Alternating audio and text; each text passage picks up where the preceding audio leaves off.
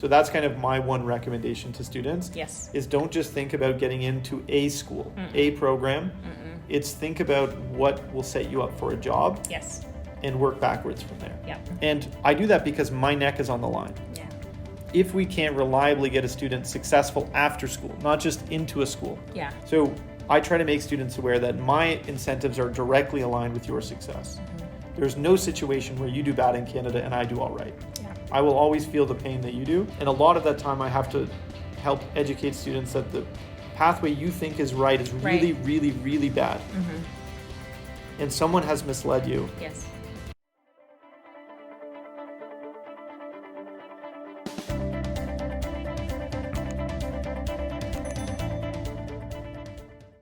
Hi, and welcome back to As Told by Canadian Immigrants. I'm Christina McPherson, and I am here with our Chief Growth Officer from Passage, Bobby Green. And today we're going to talk about, well, what's new in immigration, what's new with Immigration plus Passage. Passage, which is a company that is currently helping international students with loans to schools and programs that are in line with in-demand occupations in Canada. So if you didn't hear us from us ever before, there are a couple other videos that you can watch. They're linked below. And we are going to dive right into what's new with Passage and immigration. Thanks for having me. Absolutely. So immigration is changing. How do you keep up with these changes? How does Passage keep up with the changes and the programs and such? And all the good stuff that people need to know. Perfect. So, hi. It's good to see you in person. Good to see you in person. And thanks to everyone watching this somewhere fun in the world. I hope it's warmer and sunnier than here in Toronto right now. Yeah, although it's not too bad today. Yeah. That walk here was pretty hot. Yeah. I know, right? Okay, so new Passage programs. You guys opened up some new programs. The one that I know most recently is autism and cognitive behavior. Behavioral sciences. Behavioral sciences. Yep. Yeah, so tell us about that one and any new programs that opened up. Yeah, so we are always going to be updating our programs because we're basically always looking ahead and saying where are the PR pathways, where are the jobs, and then adjusting accordingly. On top of that, you have schools with different intake cycles, open and close programs based on their capacity. So for winter, a couple of programs we opened up are practical nursing for onshore, offshore. So that means those already in Canada, those in your home country somewhere, can now apply for practical nursing. Can I cut you for a second there? Of course. Sorry, because I just remember when we met last, there were not a lot of practical nursing programs that were available to international students. Is that true? That's very true. Okay. So the program we have at George Brown, I think, is like one of 3 available in Canada right now. Got it. With international student available seats. Why? It's an incredibly competitive program. Yeah. Obviously, the job prospects in the PR pathway could not be more clear. So it is obviously an extremely highly in demand program. So we're really excited about that one. And I think it will probably be one of our larger focuses over the next 2 years, healthcare and in specific nursing. So on top of practical nursing, we opened up autism and behavioral science as a post-grad program. Okay. So these are students with psychology or healthcare backgrounds typically who really care about working with disadvantaged individuals, whether they have autism or a number of other different conditions. And so it's kind of more technical. You're learning about the deeper applied psychology of human behavior and how do you work with individuals on these kind of different spectrums. And it's a really popular program and has really great job potential after school. Cool. We also opened up health informatics as a post-grad. Okay. So for those students with either business background IT background or healthcare background. Okay. It's kind of a unique program where it's focused on using the mixture of STEM world with healthcare world to make it more efficient. Yeah. We've got a lot of people that need a lot of healthcare here in Canada, so it's a really important program also. Yeah. Health, it's an aging population. I think I read that somewhere. That's one of the major concerns is that because it's aging, people who are aging are going to need healthcare, and so it will be in demand. 40% of Canadians are over 40. 40% of Canadians are over 40. Yeah. Okay. That's... Yeah, I think it's actually closer to 45. Yeah. So basically in the next 30 years, almost 55% of our population will be over 55, 60. Yeah. So retirement age, people will be giving up the jobs they've had for the last 25 years And funnily enough, there's a spot in Canada where there's just no new 18-year-old to take that job. So we're going to have these very weird pockets of areas of open job availability. And this is why we need to recruit the right students with the right skills and interests. Yeah. And then the 35-year-olds who are 35 now in 5 years will be joining the 40s. And then become that percentage. Okay. So it's like, so like technically immigration won't necessarily stop ever. They can't afford for it to stop. It would be very hard for them because think about it, all of their parents who are at the age where they need, direct or permanent care. Yeah. Who is going to provide that care? Exactly. And you know what? We mentioned this maybe not briefly, but a little bit in our first video or last video. And I kind of want to hit the point home again right now, especially given the changing landscape in immigration, is that over time, the economy and the needs in the economy in terms of in-demand occupations change. And so 10 years ago, project management was okay. 10 years ago, maybe HR. I don't even know if HR was ever a good idea. I'm just saying. But I want to touch on that a little bit now. So for it to ring home to people, to say that, 10 years ago is different from now. And the needs 10 years ago are different now. And some programs are not a good idea right now. Yes. This is a very important point for any of you thinking about coming to Canada. The world has changed in the last 12 months, and you might encounter people who are not aware or not educating you properly. Yes. But it is up to you and you alone to understand these changes. Canada is no longer a great place to come if you're just going to come for a random degree type that doesn't connect directly with Canada's labor force needs. So the governments, both provincial and federal, are clearly prioritizing healthcare, skilled trades, and some kinds of STEM because that is where the open jobs are because of these demographic trends we just spoke about. Yeah. So they want to make sure that we're welcoming the right kinds of Canadians who add to the Canadian economy and help everybody in Canada feel like they're winning. Yeah. And you don't do that when you bring someone in for a program where there's no chance of a job afterwards. Yeah. As a result, they do all of these unsavory things that you hear in the news today. So the good news is if you're a good student and you're coming for the right reasons, you have very clear and dedicated paths of success. Yeah. And if you don't, you're really going to struggle. So I hope as many of you out there spread the news and don't allow misinformation to lead good, honest, deserving students astray. There's good, clean pathways you can pursue to be successful here. And if you don't pursue those, you're really going to struggle. Yep. So you heard it twice, 3 times. Okay, so given the fact that there are those changes, right? That is, over time, the labor market, the demands change. You guys offer loans to international students for programs that are directly in line with in-demand occupations in Canada. However, as we're seeing in the immigration landscape, that is changing quite literally weekly. And even on a provincial level, New Brunswick just closed their provincial nominee program. It's full for the year.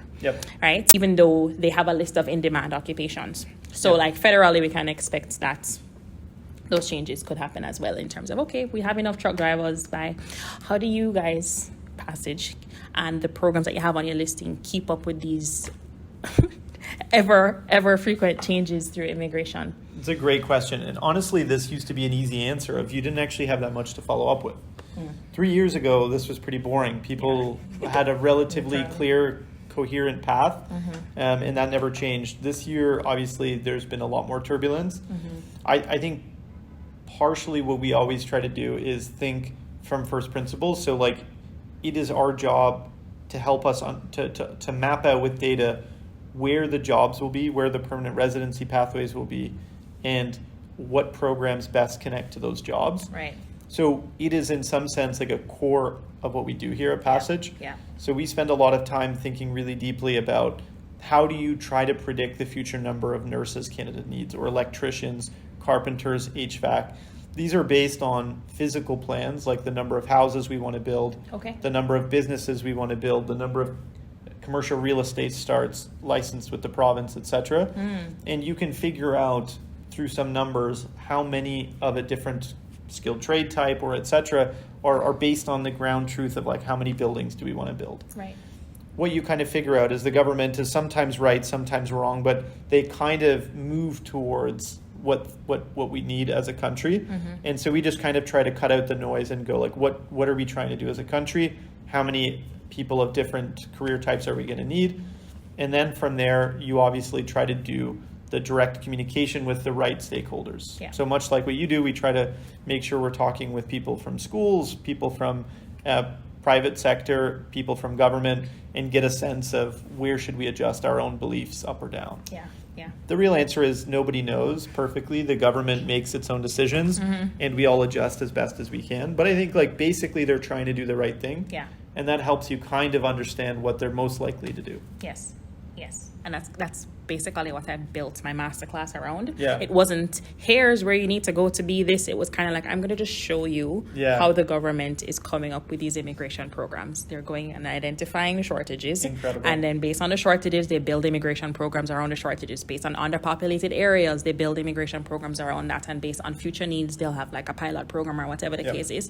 So that is something that's, you don't need to go into the science necessarily of the numbers, because that might be intimidating for you for a second, but you can just like recognize the direction that the government is moving based on the new programs that they'll open up. Right now, Francophone immigration is a big deal, although I think that will backfire to some extent, because I took Spanish all the way up to grade 11. Okay. Right? And when you get to do that exam, you're doing written exam and an oral exam. Yep. Right? And I got a pretty good grade. Congratulations. To me. Yeah, of course. That was, oh gosh, it's over 10 years ago, because I've been in Canada for 10 years. So over 10 years. Ask me to like talk to me in Spanish now. And I could, you know what I mean? Yeah. So when I feel like that's what's going to happen for Francophone immigration a little bit is where a lot of people can pass a test. They can pass a French test easily. Not easily, but, with some preparation. Yeah. But will they be truly French speaking? Well, it's really interesting. I would love your take on what's happening, because it seems like even the way people are getting into draws now is different. You come to Canada, you study a relevant program, you get PGWP, you work for 1 year, you get entered into the express entry pool, but most people are getting pulled from provincial draws versus federal draws. So even that's different than the old express entry system, where everyone was getting pulled from express entry. Yes. So provincially, they are trying to decide where are the labor force needs. And more of that immigration is coming from the provinces directing the federal, saying, here's how many people I want for the such and such sectors, give them to me and let me decide. And so the question will become is, if Quebec is loud enough that they want more people, they have the ability to dictate what their requirements are for their provincial draws. Yes. And if they're desperate enough and hungry enough for more French-speaking Canadians, who knows, maybe we'll see more crazy draws like we saw this year of like 230 CRS score being called to PR if you speak French. Yeah. To me, it becomes, if it's not the clear written rules of the old express entry system, then who knows what's going to happen. It's based on the politics of what happens provincially. That will change over time, and it will change over time by 13 provinces and territories. Yeah. So I think you and I have our jobs cut out for us. Cut out for us. We're going to have to keep up with 13, one federal government, and then 13 provinces and territories to keep up with. So. Yep, and quite literally every week, provinces are making changes, right? I think that though a lot of the draws are coming from provincially or not versus federally, that's a more recent change, because they're trying to cut down on the number of temporary residents, and the only way to cut down is either kick them out or give them permanent residency, really. Yeah. But there is the Canadian experience class. What they're doing is choosing the creme de la creme of that group, who have the last score was 507. Not easy to get. No, less than 6 people, 6%. I don't know not what the number is right now, but in April, 6% of the people in the pool had a score of over 500. So, I mean, like you said, we have our work cut out for us. And a lot of people are hoping for the score to drop, hoping for the score to... Hope is not a strategy, let me tell you that. And, we don't know. We'll see how it goes. Based on Mark Miller's announcement today, one of the things that stood out to me was the economic minister, who was with Mark Miller, said a stat. He said 400,000 skilled trades workers will retire by 2032. On top of that 400,000, we need an additional 300,000. just to keep up with the plans for infrastructure development Exactly. and the housing we want to build. So for that to be true, there will have to be changes that accommodate the types of people who are skilled workers. Yes, but You are not going to have a PhD candidate who's going to be a carpenter? with IELTS 9.5 or some ridiculous, like, that's not going to happen. And so my prediction is there will be more changes, and they will be based on where the jobs are. So to me, like, if you're a student and you're thinking about coming to Canada, what is the right way for you to actually think about, like, how do I know what program to take, where to go? To me, just work backwards from jobs. Yeah. The more research you do, the more confidently you understand what are the skills and what are the requirements for me to do well in the economy in a province, the better you are going to be going in whichever direction the policy will change. Yep. So that's kind of my one recommendation to students. Yes. Is don't just think about getting into a school, a program. It's think about what will set you up for a job Yes. and work backwards from there. Yeah, reverse engineer your success, which is, I think I say that in every single video on the masterclass. Reverse engineer, reverse engineer. Here's how you could do it. Reverse engineer. Start with the end in mind. Okay, cool. So, given that, what should students do right now if they want a passage loan, right? So we're talking about reverse engineering, and we're assuming that, not assuming that, but based on the work that Passage has done, they have done some of the reverse engineering for you, because all of the programs that are selected or on the list are in line with immigration programs. And we kind of spoke about how they did that, right? So you know how they arrive at the list, and you have also narrowed it down to a certain number of schools and all that. And at some point in the future, you may bring on more schools. And that's actually quite a frequent comment, relatively speaking, of course. Frequent comments in the comments, oh yeah, this is nice, but what about this school? But what about that school? But what about this school? What are like the most immediate plans for onboarding other schools? And if there's none, that's fine as well. But like, No, it's a great question. I think one of the things I try to spend more of my time on is educating people how to think about it. Yeah. So when students come to me and they say, oh, that's great, but I would really love this school. And I ask, do you? Do you really? Yeah. Because most of the schools and most of the programs that they ask me about are programs that I have seen the data on. Yes. And I know will lead that student straight into a brick wall. Okay, before you continue, I hope I don't break your point. Don't forget what you were saying. Nope. Give us some context on you've seen the data, right? Yeah. Yeah, because where you're coming from, just to just talk about the context of where this data is coming from, this magical data. Yeah, again, so what does Passage do? We basically look forward. We figure out where we think there are PR pathways. We work backwards to where those jobs are that will lead to that PR pathway, and then we connect the very best programs to the jobs to PR.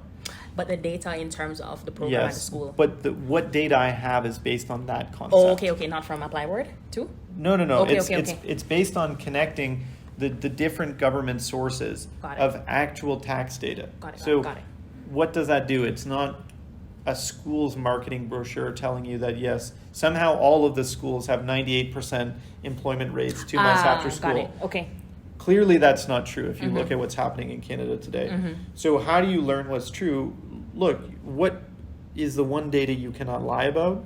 It's the tax information that you file. Got it. So if you can put together and understand how much international students are actually paying in taxes, you can reverse engineer what their salary is, and you can connect that to all of these different things. Okay, this is how you learn the truth. Got it. So what we do is we try to figure out for students how to help them avoid stepping on a landmine they don't even know they're walking towards. Okay. Most students come to me and they think they have a clear idea of what school or what program, and I have to tell them, look, you are obviously free to study that. It's your money. I deeply and strongly recommend against it because there are no jobs. If you do get a job, the starting salary is so low, you'll live below the poverty line. Yeah. Put those two things together, and it's not worth the effort and the pain you're about to undertake to immigrate to get that opportunity. So again, over time, this will be easier and easier. At the beginning, it's always hard, but we have to do a good job of building our brand around. We are really going hard into the details of everything to help students predict which pathways will lead to success. And I do that because my neck is on the line. Yeah. If we can't reliably get a student successful after school, not just into a school, Yeah. then we will lose all of our money And that's pretty hard as a business to do and survive. So I try to make students aware that my incentives are directly aligned with your success. There's no situation where you do bad in Canada and I do all right. Yeah. I will always feel the pain that you do, but I'll feel the success that you do. And Yeah. this is why I'm not going to lie to you. And it's also why I spend, you know me, 20 hours a day here working hard to make sure we can help students connect to the right pathways. And a lot of that time I have to help educate students that the pathway you think is right is really, really, really bad. And someone has misled you. Yes. And I'm trying to help people, avoid those mistakes. So are we perfect? Of course not. Nobody is. But just seeing what's out there and what's happening on a day-to-day basis, we are, orders of magnitude better than what's going on today. So that's kind of the long and the short of how Passage sees everything, is we're trying to help students avoid easy mistakes, make sure we're putting them on a path to success. But what's important is it's not like you get here and you're kind of on your own. Yeah. Passage spends a lot of our time and effort helping connect students to employers, trying to make sure that you're set up for success after school, which is typically when students actually have the hardest time. Yes. So getting into a school, getting your study permit is step one. It's kind of the easiest. It's kind of the easiest part. So we're here after all of that happens to try to make sure we're giving you the absolute best possible chance of getting set up for the right career and honestly a successful, enjoyable life in Canada. Got it. And then if we circle back now, based on that data, this is how you determine which schools to onboard and which schools to onboard in the future. But for right now, the list is the list. Yeah. So the first question is, they say, like, when will I do that? Sometimes the answer is never, because that school sucks or because the program you want to take matches with no jobs in Canada currently. Right. We are in the process of adding probably 5, maybe 7 schools in the next few months, all across Canada. Again, really narrowing down on specific programs that are in high demand in those areas. Exactly. And connected with local PNP draws or larger CEC or express entry draws. So the thing that will never change is it's always based on the specific programs that are leading to jobs. Yes. And success, period. So unless the world looks very different, things like project management, HR are not interesting to us because we just see so many students going through them and end up unsuccessful on the job front. We want to make sure that if someone's going to go through how hard this process is, moving away from loved ones, all of these kinds of steps you have to go through, we want to make sure that we're setting you up for success. Yeah. Perfect. Good. Okay. And now when you're seeing this video, it is probably still September 2024. So that means that the fall or the winter, no, we're in fall now. So the winter semester is coming up in January. Yep. So typically, like me, we don't want a story like mine. You know my story? No, I don't. Oh my goodness. Well, the short of it is that my first visa was rejected. Wow. When I applied, I only had just enough time to get my visa and get to school. Okay. And there's Christmas and New Year's in between that just enough time. So then I booked my ticket. I didn't have my passport or my visa, but I booked my plane ticket for a Tuesday. And on a Monday, I went to the visa application center and held a silent protest. Very silent, very orderly. I need my passport. I have a plane ride tomorrow. I stayed there all day and left without my passport. And then I got a call on the way home saying you can come and get your passport and the visa in the morning. So I drove to Kingston, got my passport and my visa, drove to Montego Bay, boarded the plane, got to Canada, slept for 3 hours, woke up and went to school. You're kidding me. So we don't want that. Yes. Okay? That must have been nice and stressful. Don't try this at home. Don't try this at home. Yeah. So that leads up to the question of, it's September now. Each country has their own visa processing time. So that's something that you guys have to reverse engineer and stuff like that. But when do you say is a drop dead date for anybody who is trying to get in for January? Yeah, it obviously varies by country. Most Caribbean countries they probably have about 3 weeks left to get an application in. Some countries like Mauritius, Madagascar, Nepal, Bhutan, and some others, it's already too late probably for January. Okay. But many across the main sub-Saharan African countries probably have 2 to 3 weeks left. So the honest answer is probably 2 to 3 week range. If you're in SDS countries, maybe a little bit longer.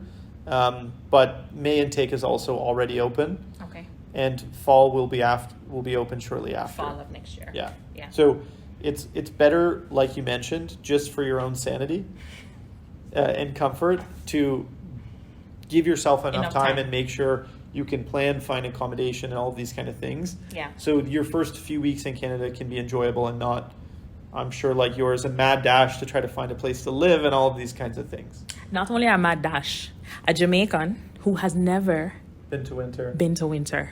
And I came the year when you guys had that ice storm and there was people skating in the streets. Yes. Okay. You probably thought Canada was insane. I was like, whose idea was it to put a country here? Yeah. That was my question to myself. So we don't want that. So definitely reverse engineer the time, reverse engineer your success in all way, shapes, and forms. Okay. Do you have any last bit of advice or anything for the people? Great question.